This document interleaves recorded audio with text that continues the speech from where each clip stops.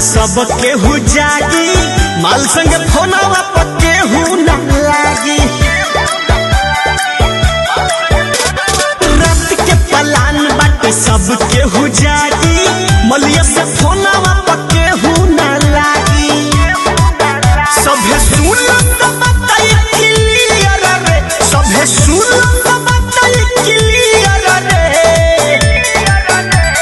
DJ बाजी जाके बीच दिया रे, सभे बोली हैप्पी न्यू ईयर रे।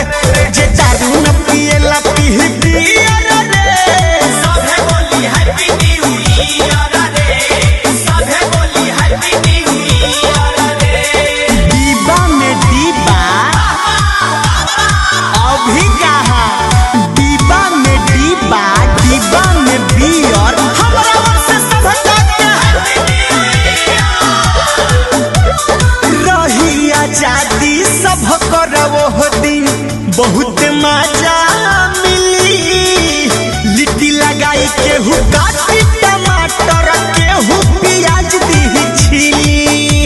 ए हम प्याज वाज नहीं छिलेंगे, तो है दूगो आलू में छिल दो। रही आजादी सब करवो दिन, बहुत मजा मिली। लिट्टी लगाई केहू काटी टमाटर, केहू प्याज दी छिली। केहू करी न मुँह लाल पियर रे, केहू करी न मुँह लाल पियर रे। ओके डियर, डीजे बाजी जाके बीच दिया रे, सभे बोली हैप्पी न्यू ईयर रे। जे दारू न पिएला पी बियर रे, सभे बोली हैप्पी न्यू ईयर रे, सभे बोली हैप्पी न्यू ईयर रे।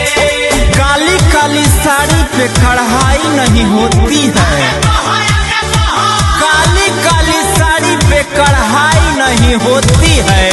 नया माल नया साल के तैयारी में पढ़ाई नहीं होती है।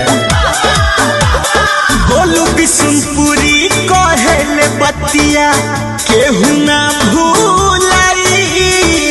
केक कटाई और सेल्फी खिंचाई, फेसबुक पर डालाई। सब केहू डाली और रवि जी और शक्ति सोना का टैग कर दी। गोलू बिशुनपुरी कहेले बतिया